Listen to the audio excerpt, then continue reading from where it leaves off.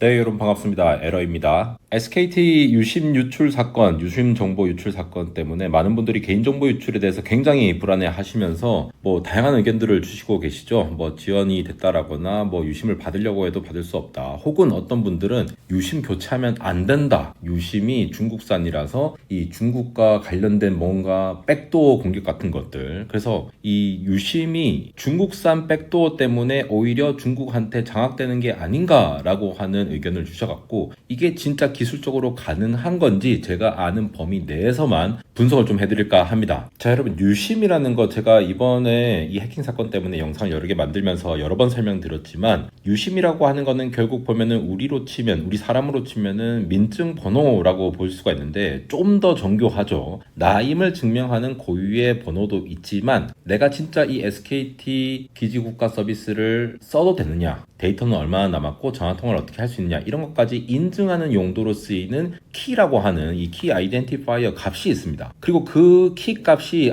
이런 거다라고 관리를 하는 게 홈 서브스크라이버 서버라고 부르는 HSS인데, SKT가 이번에 HSS 이게 털렸기 때문에 유심 정보가 털렸다라고 얘기를 하는 거예요. 정확하게 표현하면은 여기가 털렸다라고 하기보다는 악성 코드가 심겨져 있는 걸 확인을 했다라는 거고, 그렇기 때문에 비이상적인 9.7GB의 어떤 정보가 이동한 거를 봤다라고 하는 거 보니, 원래 해커들은 이 흔적을 안 남기잖아요. 그러면서 봤을 때 이 정보가 털렸을 가능성이 높다라고 합리적으로 추측을 할 수 있다라는 거죠. 결국은 이 스마트폰 속에 작은 보안 칩으로 구성되어 있는 이 유심 칩이라고 하는 거, 이 유심 칩이라고 하는 게 크기가 굉장히 작지만 중요한 역할을 한다라는 것이, 내가 SKT의 정식 가입자라고 생각할 수 있는 고유 정보 IMSI라고 하는 이 정보를 갖고 있고, 거기에 네트워크 인증을 할 수 있는 열쇠, 그러니까 키 값을 갖고 있다라는 거예요. 그 외에도 부가적으로 연락처라든가 문자 메시지 이런 것도 저장할 수 있지만 요즘은 거의 사실 사용을 하지 않고 있죠. 결국 이 유심이라고 하는 거는 내가 이 유심을 사용하고 있으니까 그 가입자의 열쇠 인증을 하는 역할을 한다는 거죠. 그래서 닉 vs 네트워킹에서 정리해 주신 자료 요거를 보시면 여러분도 쭉 이해가 가실 텐데, 결국은 이걸 인증하는 용도로 쓰는데, 여기에 이게 유심이 중국이 제조를 했다라고 해서 백도어를 설치해서 뭔가 털릴 수가 있느냐, 이걸 기술적으로 지금 알아볼 건데, 사실은 기본적으로 언뜻 봤을 때는 이거는 유심 자체가 중국산이라고 해서 당장 뭐가 가능한 거는 아니라고 말씀을 드리고 싶어요. 왜냐? 지금 보시는 게 이 3GPP에서 이 표준체로 나온 유심을 만들 때에 어떻게 만드느냐, 요거죠. Characteristics of Universal Subscriber Identifier Module 유심 애플리케이션이라고 돼 있는데, 3G LTE 5G에 해당하는 요로에 해당하는 유심을 만들 때에 유심 같은 거를 우리가 마음대로 살 수는 있거든요. 근데 그 제조를 한다라는 거는 이 유심을 활용하고자 하는 수많은 텔레커뮤니케이션 사업자들이라든가 스마트폰 모든 표준 규격에 맞춰서 개발을 해야 돼. 우리가 USB를 사용하려면 USB 규격에 맞게 뭔가를 사용해야지만이 그게 동작을 하잖아요. 유심도 마찬가지예요. 이러한 3GPP에서 여러 이제 사업체들 그리고 표준 기구들 서로 협력을 해가지고 이렇게 공통적으로 만듭시다, 이렇게 약속해서 보낼 테니까 너는 이렇게 약속해서 받으세요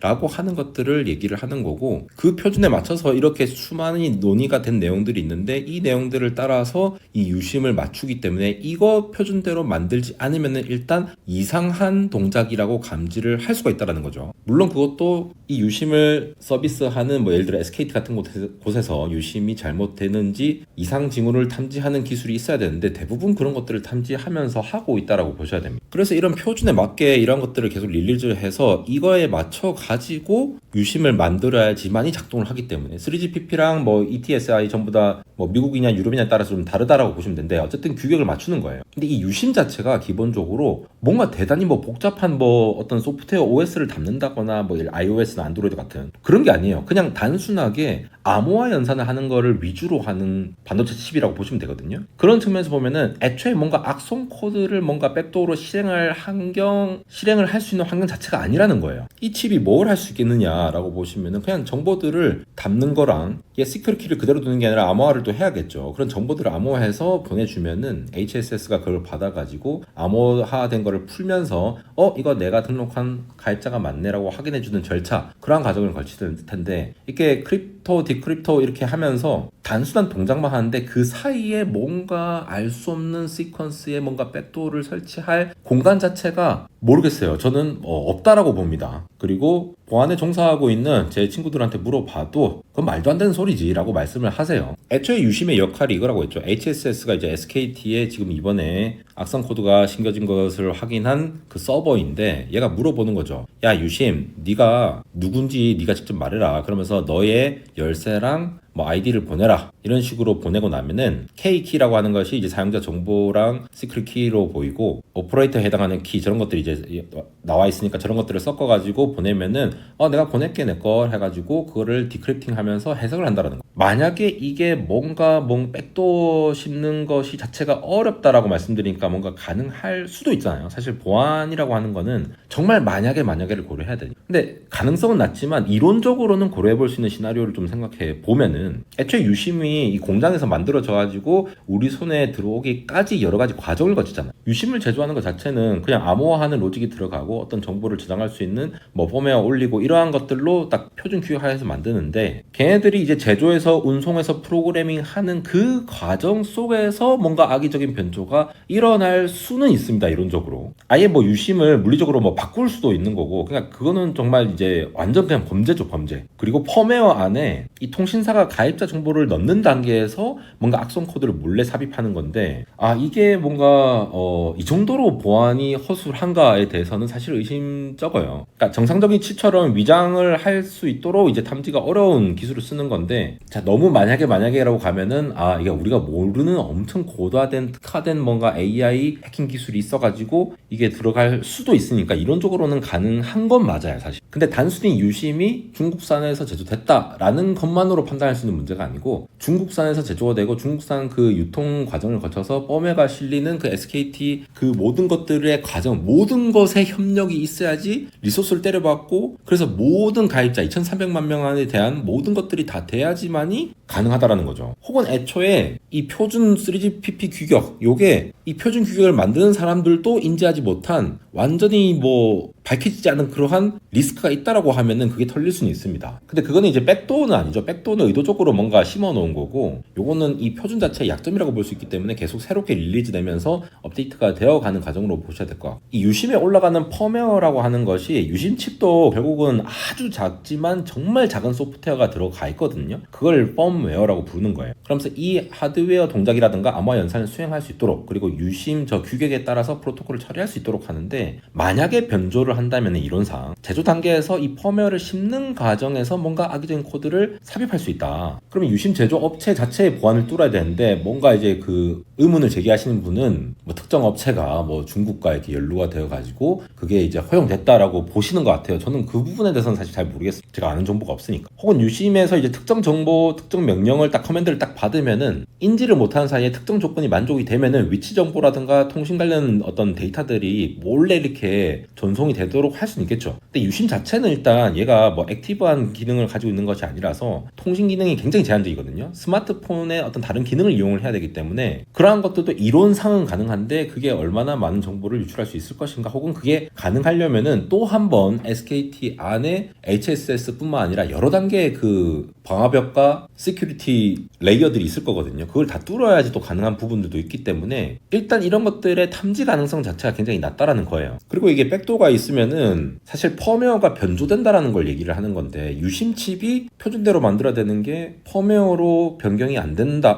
된다라고 하면은 통신사들이 웬만하면은 그걸 알아채겠죠. 그걸 이상 징후라고 하는데, 물론 지금 SKT의 신뢰가 좀 바닥으로 떨어진 상황에서 그것도 제대로 안 될 수 있다는 가능성을 제기를 할 수 있는 거는 저도 공감이 되고 있습니다. 예를 들면 이런 거죠. 펌웨어가 이제 겉으로는 표준을 준수하는 것처럼 보이게 만드는데, 어떤 표준의 허점이라든가 미비점 혹은 다른 기능들을 인증 절차라는 걸 우회해가지고 갈 수 있다라거나 이런 점이 발생할 수 있어서, 그래서 유심 요청하면 안 돼 막 이렇게 얘기를 하시는 거거든요. 그러니까 건축 설계도대로 막 만들려고 하는데, 건축가 자체는 예를 들어 아파트를 막 설계도 그대로 튼튼하게 만들었다고 쳐요. 시공사들이 만들었다고 하는데, 악의적인 건축가는 이제 겉으로는 이렇게 설계도대로 만들지만 특정 벽에는 약간 약한 자재를 쓴다거나 뭔가 비밀 통로 같은 걸 만들 수 있잖아요. 뭐 그런 측면에서 보면은 그러한 가능성에 대해서도 충분히 검사를 해야겠지만, 이러한 부분들은 그냥 단순히 유심이 중국산이다 이걸로 해결되는 게 아니라, 유심도 그렇고 SKT도 그렇고 온갖 주체들이 전부 다 특정 국가와 연루가 돼가지고 이거 완전 속여 먹을 거야 라고 하지 않는 이상은 정말 가능성이 없는 얘기인 거죠. 근데 이제 그 많은 댓글을 좀 달아주시는 분들은 그럴 가능성이 있다라고 제기를 해주시는 것 같고, 특히 유심의 암호화 부분은 이 암호화를 처리하는 하드웨어 로직 부분이 있을 텐데, 이게 CPU나 GPU의 어떤 소프트웨어로 코딩화해서 하는 게 아니라 로직이라고 하는 거는 말 그대로 하드웨어 로직화해서 그냥 딱 넣는 거거든요. 그런 다음에 펌웨어로 그냥 구동만 돌리는 게 되겠는데, 이 가속기, 암호화 가속기를 사용하면서 특정 조건에서 이 키 길이를 줄인다라거나 아니면 암호화를 안 하고 넘어간다거나 뭐 이런 것들을 할 수는 있겠죠. 근데 그런 것들 전부 다가 표준을 위반할 가능성이 높기 때문에 이게 엔간하면 걸러진다라는 거죠. 우리가 표준 인증을 통해서 인증을 진행하고 사용하는 게 현재 유심 기반의 암호화 체계일 텐데, 그걸 조금이라도 위반을 하면은 디텍트가 되겠죠. 예전에 제가 해시값 같은 것들을 보여드리기도 했는데, 그게 아니라면은 유심이 털리려고 하면, 혹은 유심이 뭐 다른 나라, 중국 같은 나라에 의해서 혹은 북한 같은 나라에 의해서 뭔가 변주된 거다가 말이 되려고 하면은 유심 자체의 표준에 문제가 있을 가능성이 오히려 더 높다라고 봅니다. 즉 그냥 유심만 바꿔서 그게 중국산이라고 해서 뭔가 백도어로 해킹이 된다라는 가능성은 저는 개인적으로 낮다고 보고요. 그래서 이 하드웨어적으로 유심을 반도체 칩 설계를 할 수 있고 제조를 할 수 있는 그 관여해 있는 기업들, 그리고 그 내부의 펌웨어를 개발을 하는 주체들, 그리고 그 공급망 각각 단계에서 이걸 이네이블 할 수 있는 주체들, 이러한 사람들이 모두 다 합심해서 이런 몰래 뭔가 백도어를 넣어야지 라고 해야지만이 통신 사업자조차도 뭔가 인지가 안 되고 그냥 쓱 넘어갈 수 있을 정도로 만들 수 있을 거다라고 봤을 때,